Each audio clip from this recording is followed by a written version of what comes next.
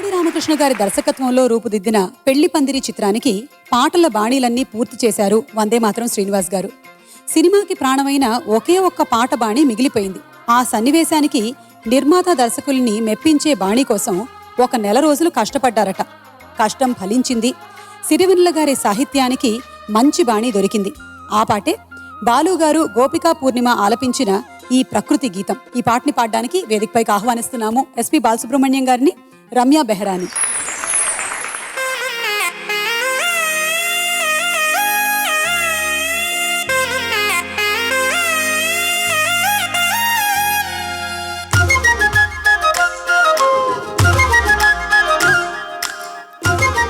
మనిషికి దేవుడిచ్చిన బహుమానం ఈ ప్రపంచం.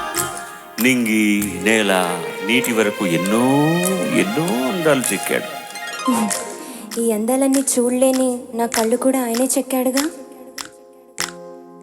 నేస్తమా ఇద్దరి లోకం ఒకటే లేవమ్మా, అందుకే నా కన్నులతో లోకం చూడమ్మా.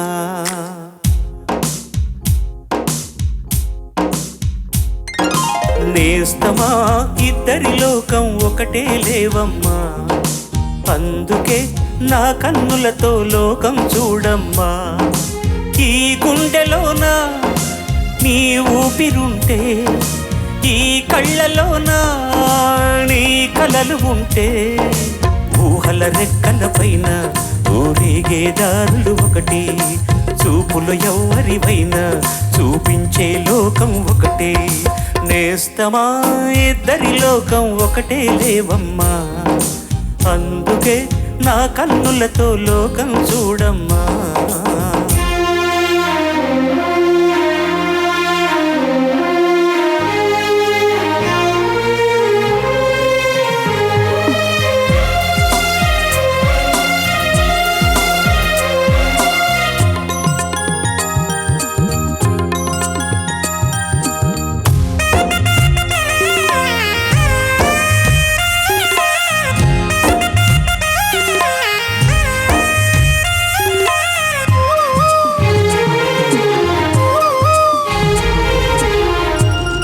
మరి లోకంలో ఎన్ని రంగులున్నాయి?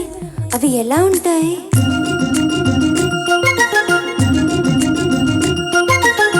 బుగ్గ మీద వెచ్చని సిగ్గు వచ్చినప్పుడు దానిని అడుగు, ఎర్రదనం అంటే చెబుతుంది.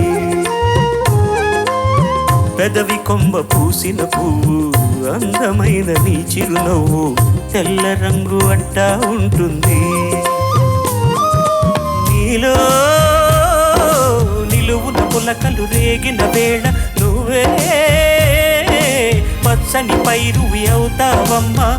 దిగులు రంగే అలుపు అనుకో, ప్రేమ పొంగే పసుపు అనుకో. భావాలను గమనిస్తూ ఉంటే ప్రతి రంగును చూస్తున్నట్టే, చూపులు ఎవ్వరివైనా చూపించే లోకం ఒకటే. నేస్తమా ఇద్దరి లోకం ఒకటే లేవమ్మా, అందుకే నా కన్నులతో లోకం చూడమ్మా.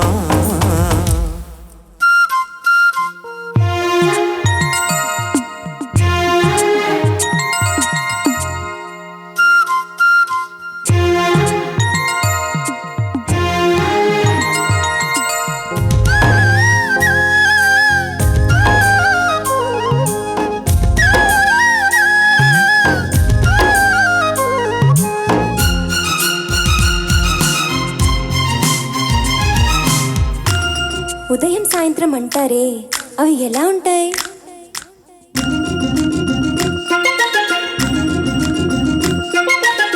మొదటిసారి నీ గుండెలలో తీయనైన ఆశను లేపి, ఆ కదలికే ఉదయం అనుకోమ్మా.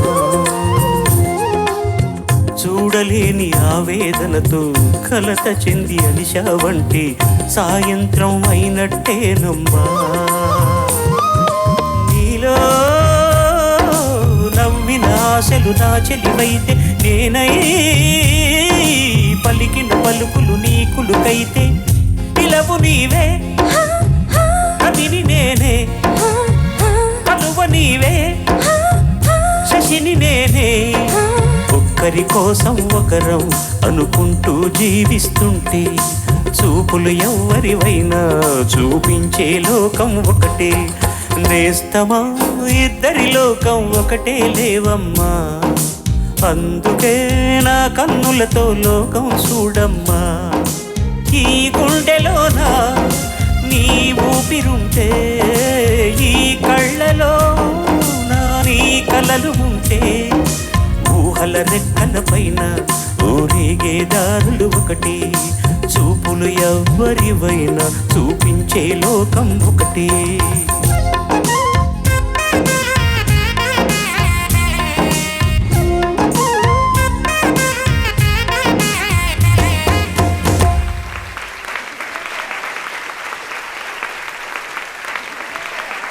మీ అందమైన గళంతో మాకు మళ్ళీ ఈ లోకాన్ని చూపించారు. వందే మాత్రం శ్రీనివాస్ గారి అద్భుతమైన కంపోజిషన్. బాలుగారు, మీ మాటలు. మంచి సందర్భం వస్తే ఏ సంగీత దర్శకుడికైనా కూడా మంచి పాట చేయాలని అనిపిస్తుంది. Very very sweet composition. Thank you very much Vande Mataram. చాలా సరళ మనస్కుడు, చాలా తీయటి హృదయం అతనిది, చాలా మంచివాడు. తనకి ఏనాడు తెలుసని ఏమీ చెప్పలేదు. నాకేం తెలియదు, నేను ఏదో చేస్తున్నాను, నాతో కలిసి పనిచేసేవాళ్ళు పాడేవాళ్ళందరూ నా పాటకు ప్రాణం పోస్తున్నాడని మనసారా నమ్మే వ్యక్తి. కానీ అతనికంటూ ఒక అద్భుతమైనటువంటి శైలిని సృష్టించుకున్నాడు అతను. అది చాలా ముఖ్యమైనది. అతను చేసిన కొన్ని పాటలు అత్యద్భుతం. ముఖ్యంగా నీ పాదం మీద పుట్టుమచ్చని ఆ పాట వింటున్నప్పుడల్లా గుండె కరిగిపోతుంది నాకు.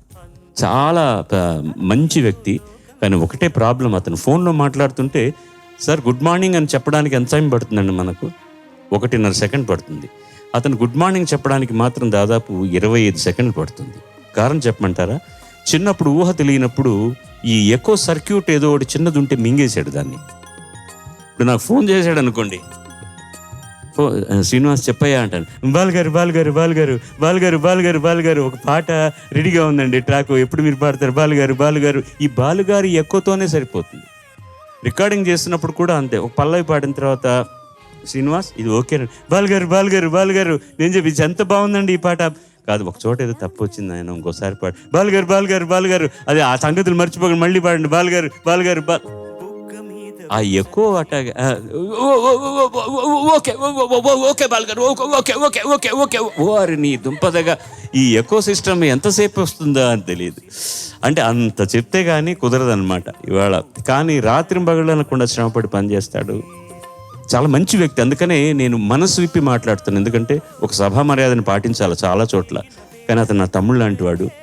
మా ఊరు అమ్మాయి పెళ్లి చేసుకున్నాడు, మా ఊరు అల్లుడు, జాగ్రత్త చూసుకో అమ్మాయిని, లేకపోతే నారాయణమూర్తికి చెప్పి తాట ఒలిపించేస్తా. పాట బాగానే పాడావా? అరే ఏదన్నా మాకు చెప్పు గురు, పాట బాగా పాడామా లేదా మైక్లో చెప్పు ప్లీజ్. చెప్పు శ్రీనివాస్. అతి కష్టం మీద 2-3 కట్ చేశాడు. చెప్పు. మీరు పాడాక అసలు ఇంకా వేరే ఇంకేముంటుంది వాళ్ళకి అంటే అంతేనా? ఇంక పాడాక వేరే ఏముండదు అంటే ఇంకా పాట నాశనం అయిపోయిందనా అర్థం? ఏంటి అసలు నాకు తెలియక అడుగుతా. ఏటో చెప్పమ్మా. Okay Srinivas okay okay okay బాగానే పాడావు, నువ్వు కూడా బాగానే డైలాగులు బాగానే చెప్పావు. Okay okay okay. Thank you Balu గారు, థ్యాంక్ యూ రమ్య.